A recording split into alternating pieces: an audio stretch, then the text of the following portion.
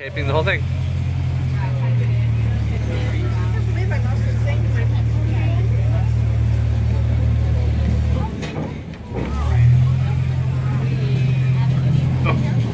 They are conveniently located directly across the road here. And they're both over here on the left side. One down a little bit low, one a little higher. These beautiful birds, we always know them for those big, gorgeous bills of theirs, which are, almost 8 inches long, but they're actually quite light because they're strong and they're sharp, and they'll eat fruits and nuts. You feed them a nice little biscuit. In the wild, they'll eat small things that don't pay attention, like frogs and lizards, but none of that here. We have a young male and a young female. We're really kind of hoping for babies in the spring, keeping our fingers crossed. We have Humboldt penguins. We have 17 of them. They're from southwest end of South America. Most people think that penguins are all Antarctic, but these guys are nice warm water penguins. In any case, the guy you want to look for over there is the only one wearing the shoe. His name is Lucky. He was born with a weird, ill-formed foot, and he had a hard time walking.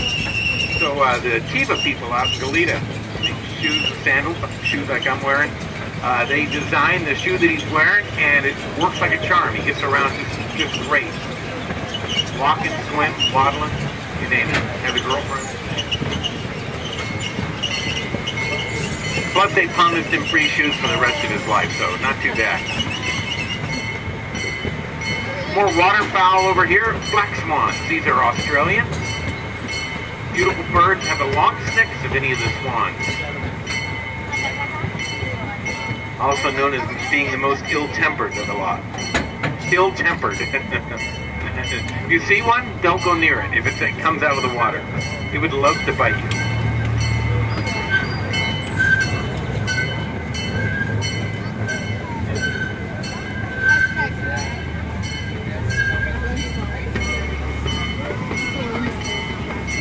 Alright, we're going to swing around the front and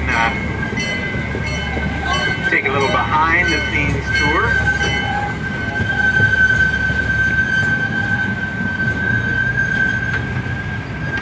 Boy, it turned out to be just a gorgeous day.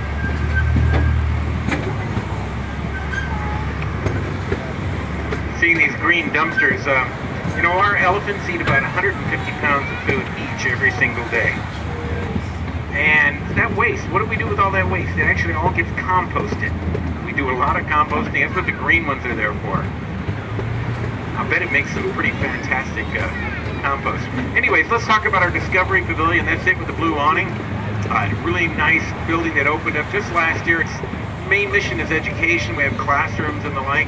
But our animal kitchen is here, last door on the left. In fact, if you go down the hallway past the art exhibit of pieces done by our staff, there's a big window opens onto the kitchen. You can watch them work. And they prepare about 260 meals every single day.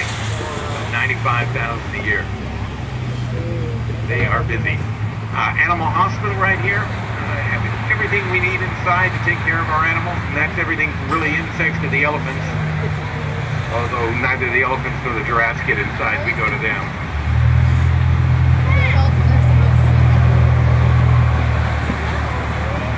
Back here, small animal holding, mostly the big tropical birds, the cockatoos, the macaws.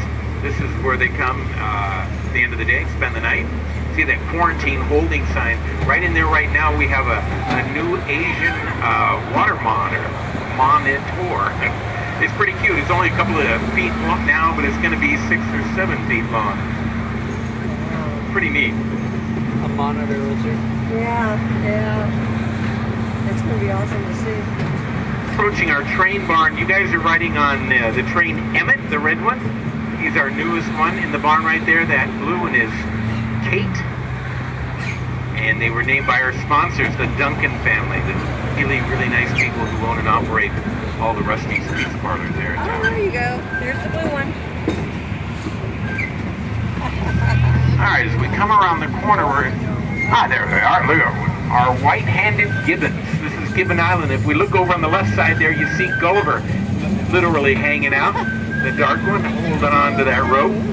Now I'm looking for the white one, Jasmine, his buddy. She's in here somewhere. There he goes. Now watch him move. See how he moves? Hand over hand like that? There you go. Yeah, That's exactly how they move in the jungle. Dense jungle of Southeast Asia. Special joints in their wrists and their shoulders gives them great range of motion. They can actually move to the canopy at speeds up to 30 miles an hour. Just fantastic athletes. Jasmine's in there somewhere. These guys have been around quite a while. They actually had 5 babies together, their grandparents. And Jasmine. Where is Jasmine? I thought it was her, but no, it's Gulliver. About the only thing they don't do is swim. And that's why there's no fence.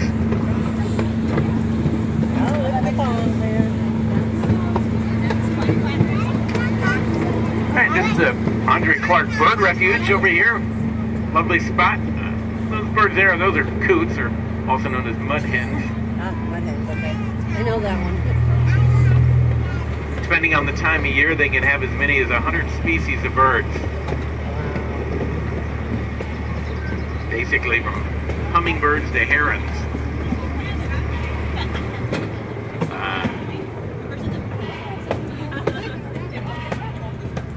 Pretty cool. It's actually fresh water, kind of unusual this close to the ocean, but it used to be saltwater marsh and they closed it off when they built the road. And just a beautiful spot, isn't it? It is. Alright, here's the trestle.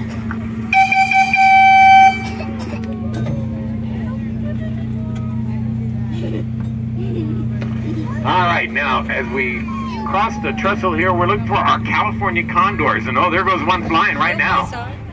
Alright. These are some big girls. These are the largest land birds in North America. See those wings? About 9.5 foot span. Boy, they are busy. Now we have 5 females, 4 adults, and a juvenile. The juvenile's new. She's just 3 years old. She's got a damaged wing, so she's not fit for the wild, unfortunately. And I'm not seeing her, but she's out here. She's keeper told me that she's only 3, so she's still kind of learning how to be a condor. You can tell her because she has a dark head. The others have that pink head. Now they're born with a dark one, and it gets pink as they mature. Hear that honking there? Yeah. That's a rhinoceros hornbill. They came to us from the San Diego Zoo. They're doing some remodeling, and so they're in quarantine for a month, and then we'll bring them out. Cool. Incredibly loud. The keeper says they're even louder than the macaws. She said you should be inside or go deaf. Anyways, our condors, now, we're just one of 7 zoos to have condors, and all of us are part of a long-term recovery program since they darn near went extinct back in the 80s. There were only 22 left. Today there are, last figure I heard was 425. Surely going to be more this year. It's mating season. They're just starting to lay eggs, so it's pretty exciting. If you're on Facebook, I really recommend you check out the Condor Cave. It's run by our conservation staff who do a lot of work with the condors. We have cameras in Ness down in Ventura County, and they post a lot of really good up-to-the-minute information and photos and videos. It's very cool. This is the forest edge up here, home to Kivu and Goma, our western lowland gorillas. These handsome devils are half-brothers, about 400 pounds apiece.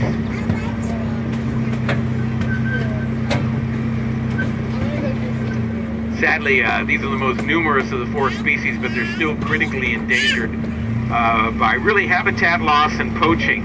The former part of that is due to mining for a mineral called coltons, why we've got a couple of the EcoCell bins here where you can drop off old phones and electronics. That old Walkman you're not using anymore. That flip phone. Anyways, this is Jake the Mosaic Snake. I can freak somebody out if they didn't see it. Really? Alright, real quick, these tortoises, these are African spurred or sulcatas. We have 6, and they are the 3rd largest in the world. As it gets warmer, they'll get more active. And giraffes. There's our baby Buttercup. Isn't he a beautiful guy? Now, he is going to be 14 weeks old on Thursday. He was 6'8" and 186 pounds the day after he was born. First time we could measure him. He, last night I was told that he was right around 8 feet, or about, well, he's grown a foot. Let's just say he's grown a foot, and he's closing in on 500 pounds. So he was really, really large. In fact, we had a male last year, Dane, who was 6 inches shorter and 30 pounds lighter. And it's not as though he was a small giraffe. He's just, they said he's like in the top 1% of giraffe size. Now over on the other there, the one on the left, on the right there, that's his mom, Audrey, the one with her face in the hay, and then the one on the right, that's Betty Lou, who is pregnant and due next month, middle or late next month. It's a bit of an inexact science with giraffes since they're pregnant for about 15 months, and you know it's not like us. But we're keeping our fingers crossed. We'll find out. It'll be her second. That was third. Audrey's third. Now the big guy up here at the giraffe deck, that is Michael. And if you feed him today, and I do recommend it. I know they don't give it away, but there's something cool about being that close to him. You know. He's 16 feet tall and weighs about 2,700 pounds and has an 18-inch purple tongue with prehensile lips and a tongue that'll really amazing. Came to us from Montreal 3 years ago, about 2.5 actually, because there were only 90 of these Maasais in North America, and they wanted to boost the numbers. And so we've got Michael out here, and within a few weeks, 91 and 92 were on the way. So I like to say that he is nothing but charm. The ladies cannot resist him. Now this bird here with the red face as we come around, that's a southern ground hornbill, also African. And we let them out during the day, and they basically hunt. They're carnivores. They'll eat anything they can catch. What is it? Now lions. These are our girls. This is Nima and Katie. They're just 4 years old, and aren't they beautiful? Oh, cool. About as close as you'll get to a lion, about as close as you want to get to a lion, I think. They came from the National Zoo in Washington. We had hoped that they would pair up with our old man inside, Chadwick, who's 16. He's in there with his old buddy, Gingerbread, who's also 16, but although Nima would really like to be Chadwick's girlfriend, he's wanted nothing to do with either of them. So Keeper said that they have a complicated relationship, but he just might be old. We don't have them out together. It's a little bit tricky with lions that aren't family, right? If you ever had a cat and tried to bring a new one into the house, it's a bit the same thing, but with 300-pound cats. So we rotate them out each day.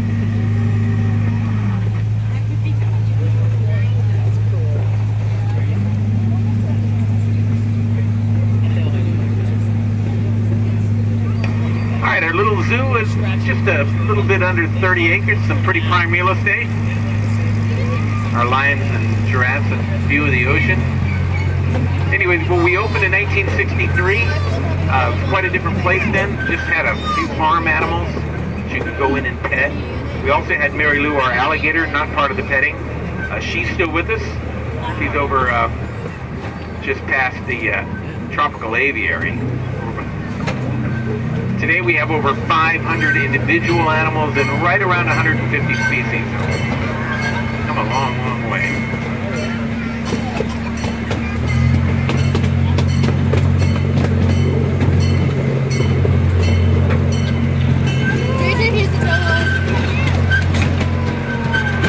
Alright, as we head up the hill, next thing is going to be our capybaras. Thank you, can say last but not least. In no way least. These are the biggest rodents in the world. In the wild, they'll get over 100 pounds pretty easily. Ours, I don't think, are quite that large. Found from Panama down into South America. Actually, sometimes known as the hippos in South America. see them over there. Partly webbed feet. Great swimmers. Always found near water. That's why they have their own pool. Also, if you look at their head, see how their ears, eyes, and nose line up at the top of their head? You can imagine them sitting in the water and being able to keep an eye out for the things that want to eat them. Yep. Mostly jaguars and anacondas. Although I had a guy from Colombia on my train not long ago who said they used to eat them as a kid. So.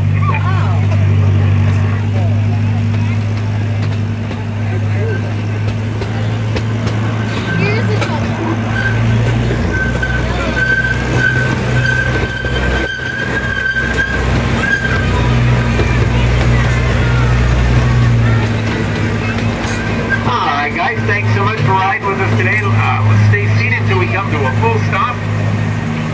If you have any questions at all, just ask. And as always, have a super day. And that was Santa Barbara Zoo.